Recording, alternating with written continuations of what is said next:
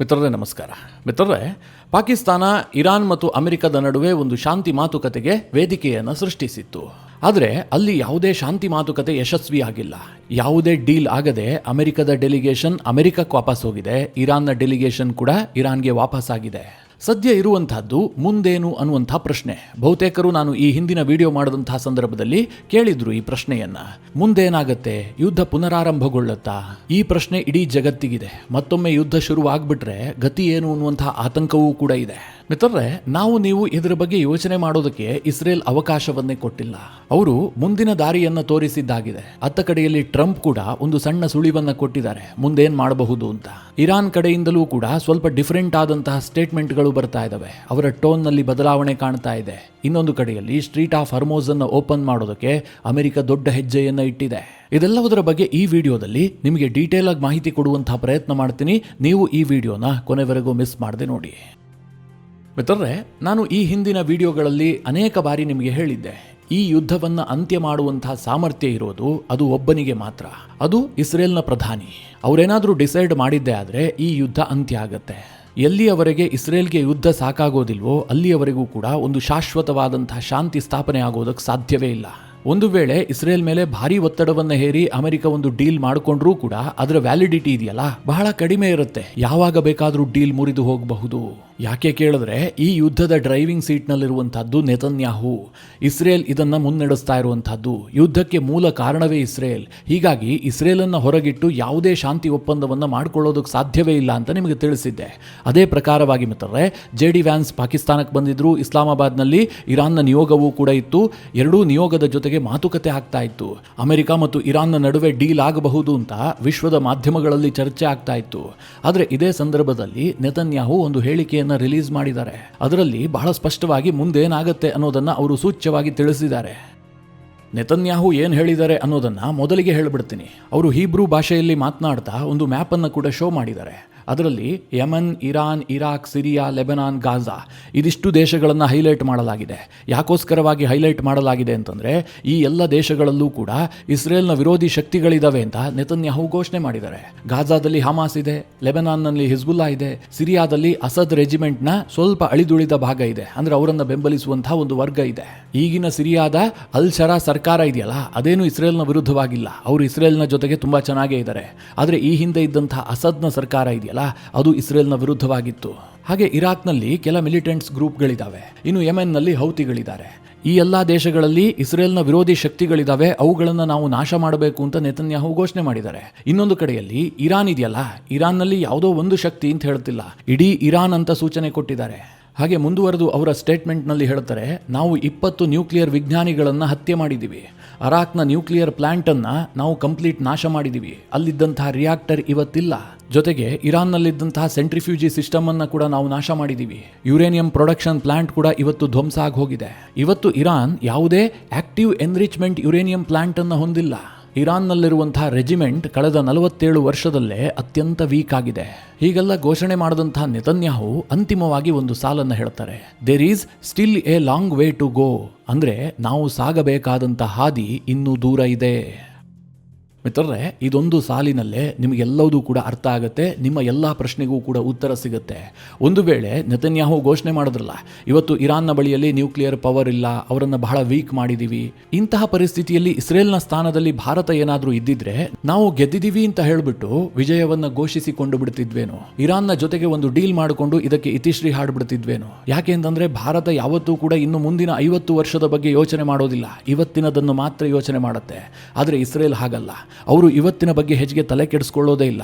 ಅವರ ಯೋಚನೆ ಏನಿದ್ರೂ ಕೂಡ ನೆಕ್ಸ್ಟ್ 20 ಇಯರ್ಸ್ ಆದ ಮೇಲೆ ಏನಾಗುತ್ತೆ, ನೆಕ್ಸ್ಟ್ 50 ಇಯರ್ಸ್ ಆದ ಮೇಲೆ ಏನಾಗುತ್ತೆ, ಈಗ ಯುದ್ಧ ನಿಲ್ಲಿಸಿದ್ದೆ ಆದರೆ ಇರಾನ್ಗೆ ಯಾವ ರೀತಿಯಲ್ಲಿ ಲಾಭ ಆಗುತ್ತೆ, ಈಗ ಡೀಲ್ ಮಾಡಿಕೊಂಡ್ರೆ ಇರಾನ್ಗೆ ಎಷ್ಟು ಶಕ್ತಿ ಉಳಿಯುತ್ತೆ, ಇದೆಲ್ಲದರ ಬಗ್ಗೆ ಇಸ್ರೇಲ್ ಯೋಚನೆ ಮಾಡುತ್ತೆ. ಹೀಗಾಗಿ ನೆತನ್ಯಾಹು ಹೇಳ್ತಾ ಇದ್ದಾರೆ, ಇನ್ನೂ ಕೂಡ ನಾವು ಸಾಗಬೇಕಾದಂತಹ ಹಾದಿ ಬಹಳ ದೂರ ಇದೆ. ಯಾರೆಲ್ಲ ನಮ್ಮ ವಿರೋಧಿಗಳಿದಾರೋ ಅವರ ವಿರುದ್ಧವಾಗಿ ನಾವು ಅಮೆರಿಕ ಜೊತೆಗೆ ಸೇರ್ಕೊಂಡು ದಾಳಿ ಮಾಡ್ತಲೇ ಇರ್ತೀವಿ. ಇಸ್ರೇಲ್ನ ವಿರೋಧಿ ಶಕ್ತಿ ನಾಶವಾಗುವವರೆಗೂ ಕೂಡ ನಮ್ಮ ಈ ಪ್ರಯತ್ನಕ್ಕೆ ವಿರಾಮವೇ ಇಲ್ಲ ಅಂತ ನೆತನ್ಯಾಹು ಘೋಷಣೆ ಮಾಡ್ತಾರೆ.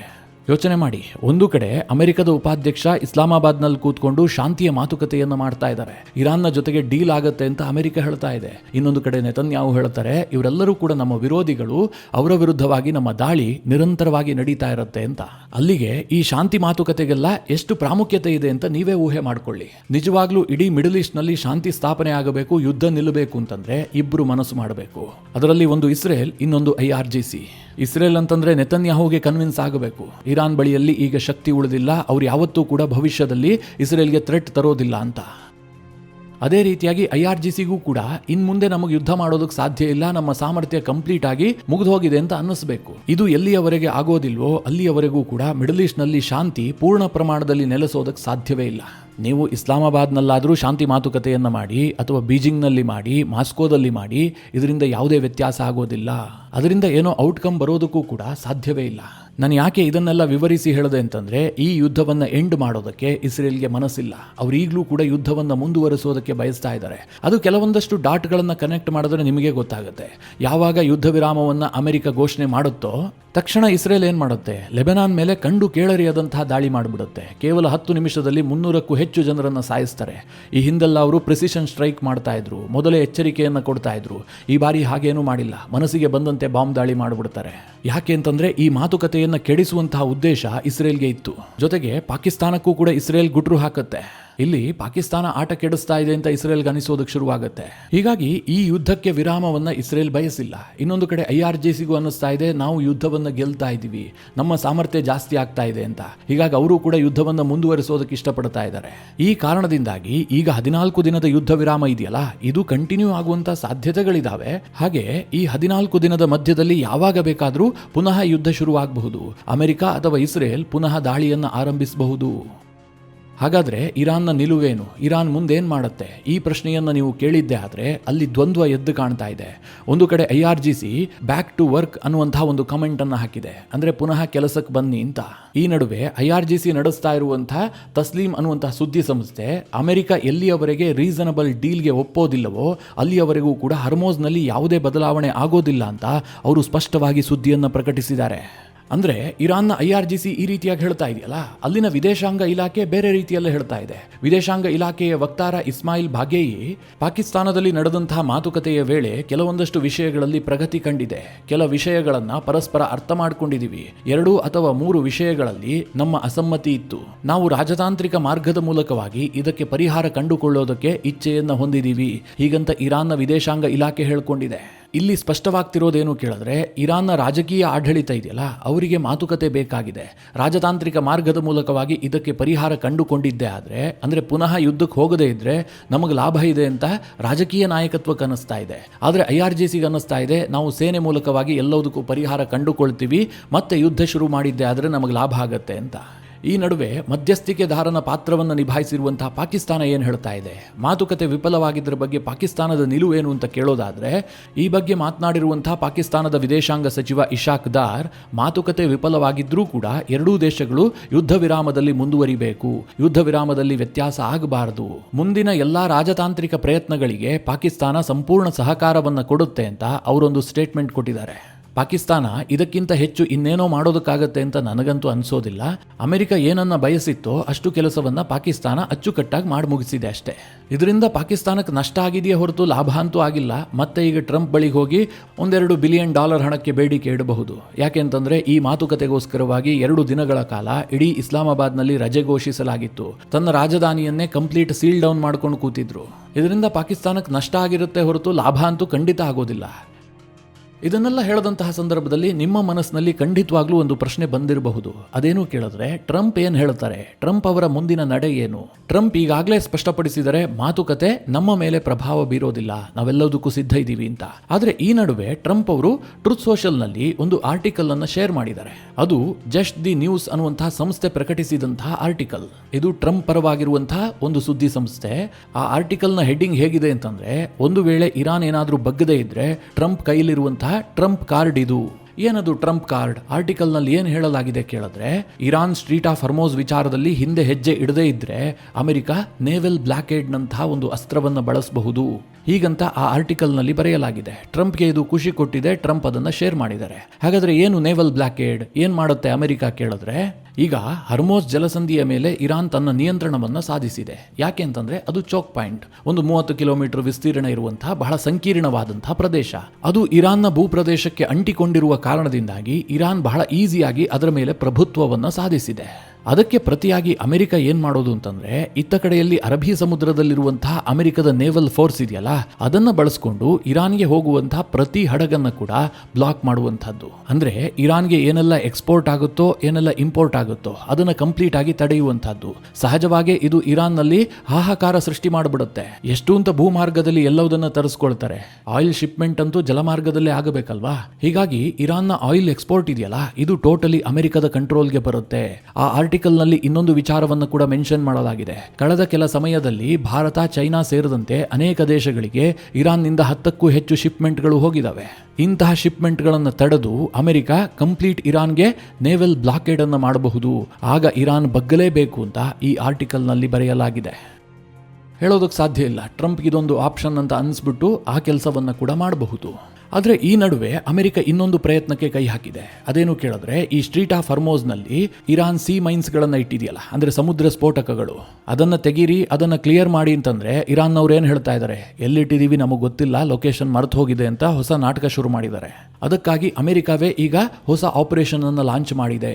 ತನ್ನ ನೇವಿ ಶಿಪ್ಗಳನ್ನು ಬಳಸಿಕೊಂಡು ಹರ್ಮೋಸ್ನಲ್ಲಿರುವಂತಹ ಸಿ ಮೈನ್ಸ್ ತೆರವಿಗೆ ಅಮೆರಿಕ ಇಳಿದಿದೆ ಹೀಗಂತ ವರದಿ ಆಗ್ತಾ ಇದೆ. ಆದರೆ ಅಮೆರಿಕದ ನೇವಿ ಶಿಪ್ಗಳನ್ನು ಇರಾನ್ ತಡೆಯೋದಕ್ಕೂ ಕೂಡ ಯತ್ನ ಮಾಡ್ತಾ ಇದೆ. ಅವ್ರೇನು ಹೇಳಿದ್ದಾರೆ, ಯಾವುದೇ ಕಾರಣಕ್ಕೂ ಕೂಡ ಸ್ಟ್ರೀಟ್ ಆಫ್ ಹರ್ಮೋಸ್ನಲ್ಲಿ ನಾವು ಕಮರ್ಷಿಯಲ್ ಹಡಗಿಗೆ ಮಾತ್ರ ಅವಕಾಶವನ್ನು ಕೊಡ್ತೀವಿ, ನೇವಲ್ ಶಿಪ್ ಬಂದಿದ್ದೆ ಆದರೆ ಅದನ್ನು ಉಡಾಯಿಸ್ತೀವಿ ಅಂತ ಇರಾನ್ ಹೇಳ್ಕೊಂಡಿದೆ. ಆದರೆ ಅಮೆರಿಕ ಅದಕ್ಕೇನು ಅಷ್ಟೆಲ್ಲ ಕೇರ್ ಮಾಡದಂತೆ ಕಂಡು ಬರ್ತಾ ಇಲ್ಲ. ಅಮೆರಿಕದ ಸೆಂಟ್ಕಾಮ್ ಹೇಳಿದೆ, ನಾವು ನೇವಿ ಶಿಪ್ ಜೊತೆಗೆ ಅಂಡರ್ ವಾಟರ್ ಡ್ರೋನ್ಗಳನ್ನು ಬಳಸಿಕೊಂಡು ಹರ್ಮೋಸ್ನಲ್ಲಿರುವಂತಹ ಸಿ ಮೈನ್ಸ್ಗಳನ್ನು ತೆರವು ಮಾಡ್ತೀವಿ, ಆದಷ್ಟು ಶೀಘ್ರವಾಗಿ ಹರ್ಮೋಸನ್ನು ಮುಕ್ತವಾಗಿಸ್ತೀವಿ ಅಂತ ಅಮೆರಿಕದ ಸೆಂಟ್ಕಾಮ್ ಹೇಳ್ಕೊಂಡಿದೆ. ಅಂದ್ರೆ ಈ ಸ್ಟ್ರೀಟ್ ಆಫ್ ಹರ್ಮೋಸ್ನಲ್ಲೇ ಮತ್ತೆ ಯುದ್ಧ ಶುರುವಾಗುವಂತಹ ಸಾಧ್ಯತೆಗಳು ಕಂಡು ಬರ್ತಾ ಇದೆ. ಅಮೆರಿಕ ಈ ಸಿ ಮೈನ್ಸ್ ಅನ್ನು ತೆರವು ಮಾಡೋದಕ್ಕೆ ತನ್ನ ನೇವಿ ಶಿಪ್ಗಳನ್ನು ಕಳುಹಿಸುತ್ತೆ. ಅದರ ಮೇಲೆ ಇರಾನ್ ದಾಳಿ ಮಾಡುವಂತಹ ಸಾಧ್ಯತೆಗಳು ಕೂಡ ಇದಾವೆ. ಹಾಗೇನಾದ್ರೂ ಆಗಿದ್ದೆ ಆದ್ರೆ ಅದು ಯುದ್ಧದ ಪುನರಾರಂಭಕ್ಕೆ ಕಾರಣ ಆಗುತ್ತೆ. ಇನ್ನು ನಾನು ಈ ರೆಕಾರ್ಡ್ ಮಾಡ್ತಾ ಇರುವಂತಹ ಸಂದರ್ಭದಲ್ಲೇ ಇನ್ನೊಂದು ಸುದ್ದಿ ಬರ್ತಾ ಇದೆ. ಇರಾನ್ನ ನಿಯೋಗ ಇದೆಯಲ್ಲ, ಇದು ಪಾಕಿಸ್ತಾನಕ್ಕೆ ಹೋಗಿದ್ದು ಯಾವುದೇ ರಾಜಿ ಪಂಚಾಯತ್ಗೆ ಮಾಡೋದಕ್ಕಲ್ಲ, ಅಮೆರಿಕವನ್ನ ಸರೆಂಡರ್ ಮಾಡೋದಕ್ಕೆ, ಅಮೆರಿಕವನ್ನ ಮಂಡಿ ಊರುವಂತೆ ಮಾಡುವುದೇ ನಮ್ಮ ಗುರಿಯಾಗಿದೆ. ನಾವು ಯಾವುದೇ ರೀತಿಯಲ್ಲೂ ಮಾತುಕತೆ ಮೂಲಕವಾಗಿ ಇದಕ್ಕೆ ಪರಿಹಾರವನ್ನ ಕಂಡುಕೊಳ್ಳೋದಿಲ್ಲ ಹೀಗಂತ ಇರಾನ್ನ ಹಿರಿಯ ಸಂಸದನಾದಂತಹ ಹಾಜಿ ಬಾಬಾಯಿ ಒಂದು ಸ್ಟೇಟ್ಮೆಂಟ್ ಅನ್ನು ಕೊಟ್ಟಿದ್ದಾನೆ. ಇದೆಲ್ಲವೂ ಕೂಡ ಏನನ್ನ ಸೂಚಿಸುತ್ತೆ ಅಂತಂದ್ರೆ ಇರಾನ್ನ ಸರ್ಕಾರದ ಘಮಂಡಿತನ ಅಷ್ಟೇ.